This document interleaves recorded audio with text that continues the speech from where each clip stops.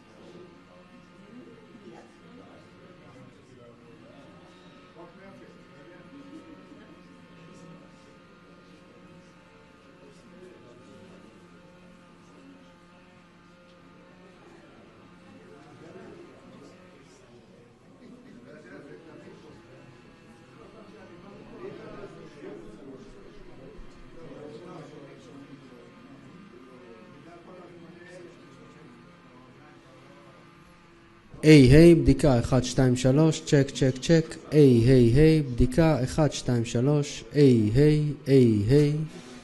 כל הרשתות, תאשרו בבקשה תקינות. אם יש בעיה, נא להודיע. צ'ק, צ'ק, צ'ק. היי. פודיום ישראלי. היי. סגור? כמו שאתם שומעים אותו תקין? אני שומע אותו סגור קצת. היי, תקין? טיפה סגור, נכון? איפה הסאונדמן? היי.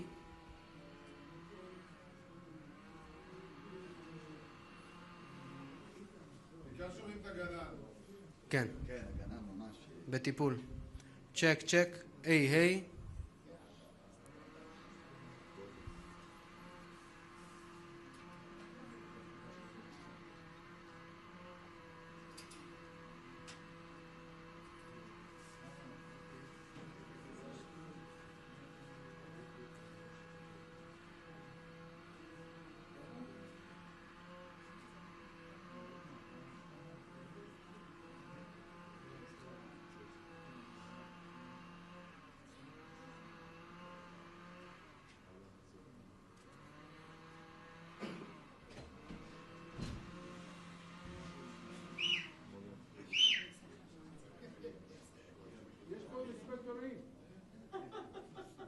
אפשר לעצור עם זה? לא לעשות.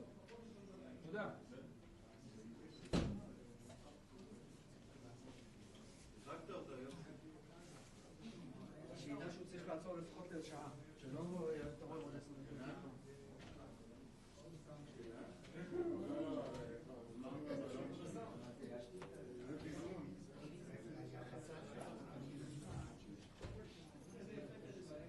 בסדר, חיברנו עם המלון.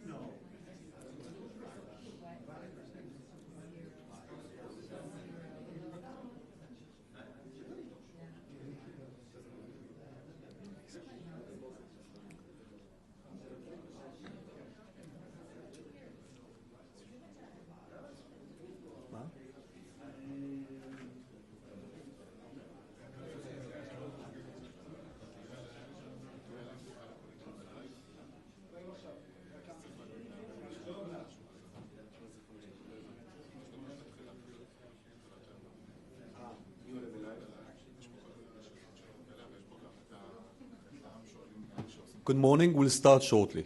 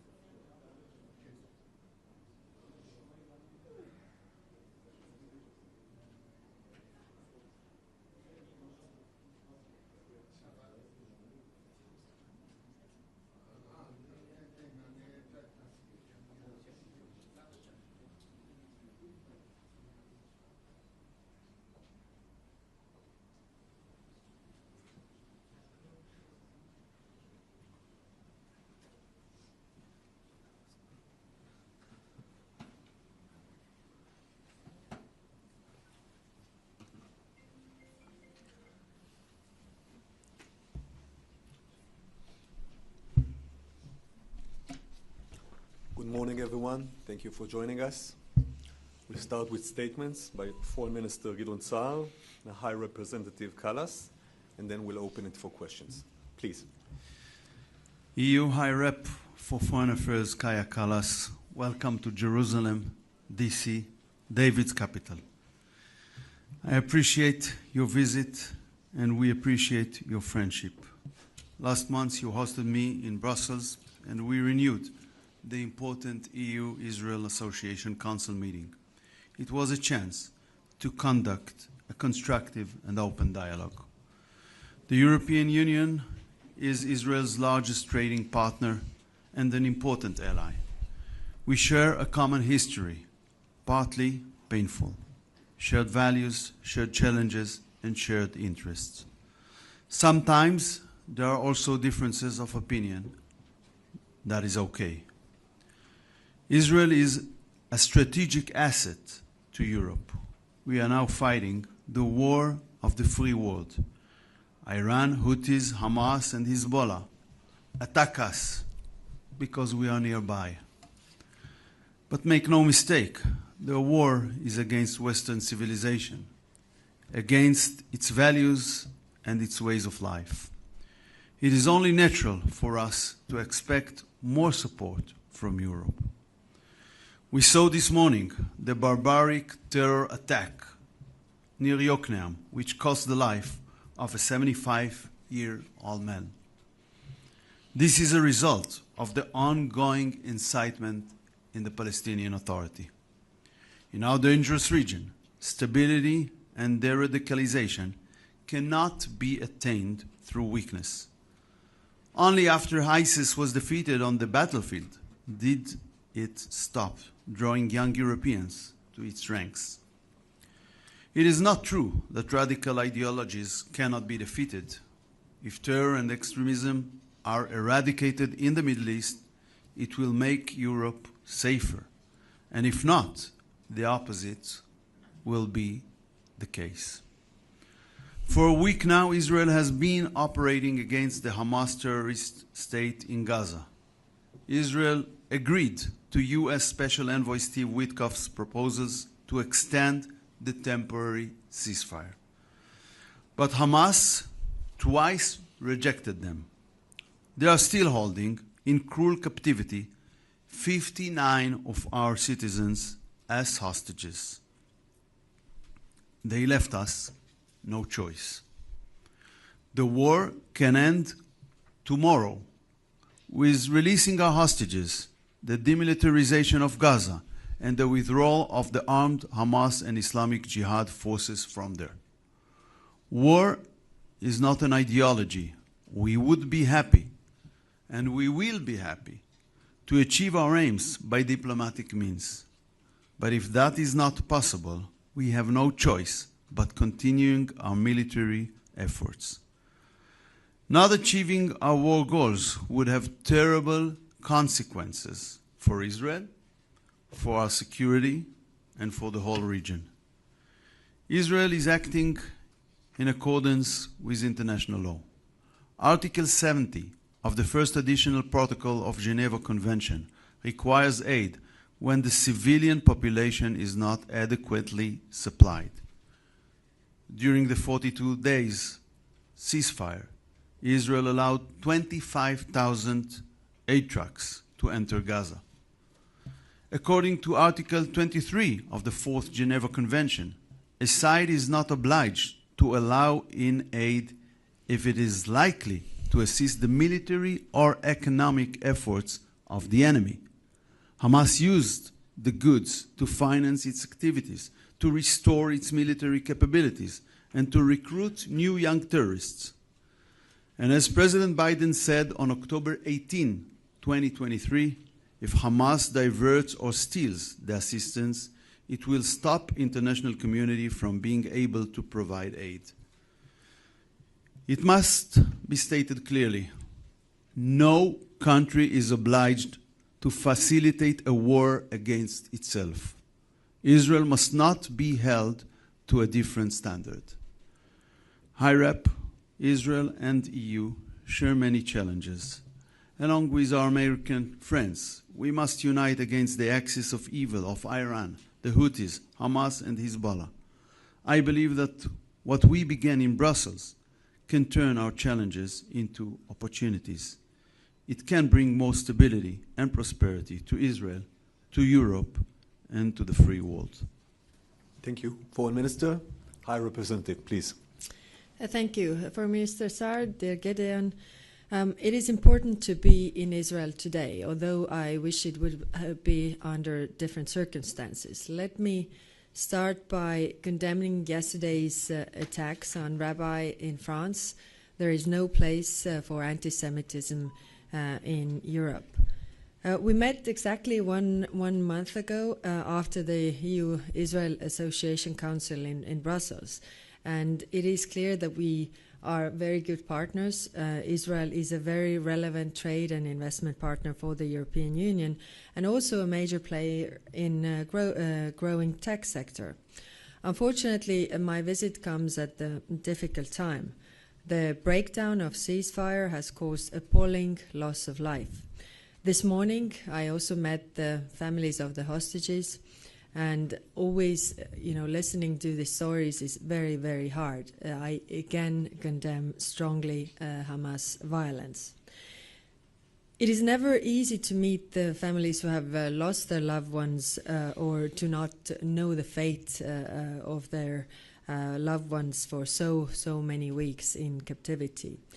The EU stands in solidarity with Israel and its people following the horrible attacks on the 7th of October 2023. And I reiterate now what I said this morning. Resuming negotiations is the only feasible way to end the suffering on all sides. Violence feeds more violence. What we are witnessing now is a dangerous escalation. It is causing unbearable uncertainty for the hostages and their families, and it is likewise causing horror and death for the Palestinian people. Minister Saar, as I underlined when we met a month ago, the security of Israel is extremely important to the European Union. Israelis must be able to feel safe in their own homes. Israel has the right of self-defense against terror attacks, whether from Hamas, the Houthis, or Hezbollah. However, military actions must be proportionate, and Israeli strikes into Syria and Lebanon risk further escalation. The fundamental steps here are restating the ceasefire, ensuring the release of all hostages, and resuming the flow of humanitarian aid into Gaza with the goal of a permanent ceasefire. The European Union can help, whether through restating our Rafah border crossing mission or providing more humanitarian assistance. We had a very frank discussion, and I thank you for this. It is hard to look forward when bombs fall, but we need to keep the hope alive. The EU welcomes the Arab plan for reconstruction of Gaza. I discussed yesterday in Cairo with Foreign Minister Abdel Lati and the Arab Islamic Ministerial Committee. More work needs to be done on issues such as cost sharing and the future of governance of Gaza, but we see it as a good basis moving forward. I also raised the EU's concerns regarding the situation in the West Bank. And finally, on Iran, we agree the immense threat Iran poses to the region and global stability. Iran is a threat also supporting Russia's war in Ukraine. Iran must never be allowed to acquire or build a nuclear weapon, and EU supports all diplomatic efforts to that effect. Foreign Minister Saar, dear Gideon, thank you again for hosting me today. Thank you, High Representative. Questions, please. Reuters, please. The microphone will be handled. I'm James Mackenzie from Reuters. A question to the Minister and then one to the High Representative. Minister, given the scale of the Israeli operation in Gaza at the moment, Do you see Israeli troops being withdrawn anytime soon, or will Israel feel itself obliged to maintain a troop presence in Gaza and to take over distribution of the aid itself? And to the Vice President, given everything else that's going on in Europe, in Ukraine, and so on, do you see Europe having the capacity and frankly, the political interest in taking a leading role in helping to shape the future of Gaza after the war? If I understood the question, the answer is that we will have to make sure when we will renew facilitating that it will be done in a different way than it happened during the first 70 months of this war. I will not elaborate how, but in a way that will not empower Hamas, will not give him the opportunity to use it as a financial engine, and the financial engine is helping him in his military efforts, which is simply impossible from our point of view. Yes, so our neighbors' problems today are our problems tomorrow, and therefore what is happening in Gaza is what is happening in Israel is very important to us. And of course, we see no role for Hamas in the future governance of Gaza. We definitely need to discuss how the governance of Gaza is foreseen, how the future is, and European Union is ready to participate in those discussions so that we would prevent these problems happening in the future. It is clear that European Union is supporting the fight with terrorism. Israel's security is very important to the European Union, but also the rights of Palestinians need to be respected. Thank you. Times of Israel, please. Laser Berman, Times of Israel. First question for the Foreign Minister. Are there discussions or any plans to impose a full military government in Gaza? Is that something that's coming up in conversations with the Americans this week? And for the High Representative, when you speak about what should happen in Gaza, you don't talk about Israeli victory, Hamas defeat. You say negotiations should start, violence causes more violence. Would those same principles apply to the war between Russia and Ukraine and Europe? Well, the simple answer to your question is it was not decided yet by our cabinet. Yes, the same principles apply. Russia has attacked brutally Ukraine, went to their, territorial integrity, sovereignty of another state, and if they stop killing people in Ukraine, the war will stop, because the war is not on Russia's soil. Thank you. Yes. Next question, please. Haaretz, please. Hi, Lisa Rozovsky from Haaretz. I have a question for the High Representative and for the Minister of Foreign Affairs. So my first question is to you. Israel and specifically Minister Saar have a very strong negative stance regarding the interim government in Syria and Mr. Ashara. They warned the West and the EU not to be charmed by the jihadists in suits and are interested in Russian bases staying in Syria. What do you think of this stance, and what is your position regarding Israel's occupation of the buffer zone and the call to demilitarize Syria south of Damascus? And Minister Saar, yesterday 2 officials from your ministry were not able to answer at the Knesset whether they were consulted regarding the conference with the far-right parties, which is taking place this week in Jerusalem. There is a very serious outrage among the Jewish communities in Europe regarding this conference, yet you are taking part in it. Do you consider to withdraw? No. Okay, I have a longer answer. On your question on interim government in Syria, of course, our worry is the same. They say the right things. Will they do the right things? But we have discussed this in the European Union amongst all the member states, and our view is that we need a stable Syria. The Syrian people have suffered a lot. Syria is a very diverse country with different groups. So these need to be taken into the government to govern Gaza. Why we are moving ahead with lifting the sanctions is that in order to build Syria, the people need access to services, and if the people have access to services, the companies can, establish, have jobs, pay salaries. So the people also have hope, and if they have hope, then there are less clashes and less chaos, because they can see that there is future, and you don't have to do this.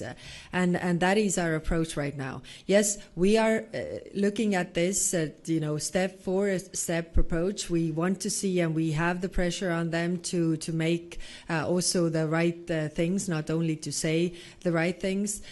We are also constant contact with the Syrian civil society because they are giving us really fair and honest feedback. What is going on?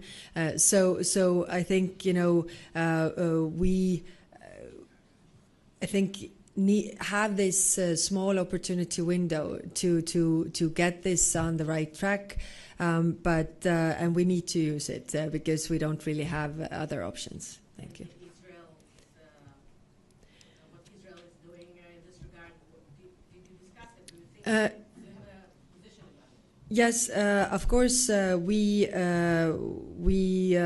discussed this, Israel's actions, and we feel that these things are unnecessary because it is Syria is right now not attacking Israel, and that feeds more radicalization that is also against Israel, which we don't want to see, because, like I said, Israel's security is also very important to us.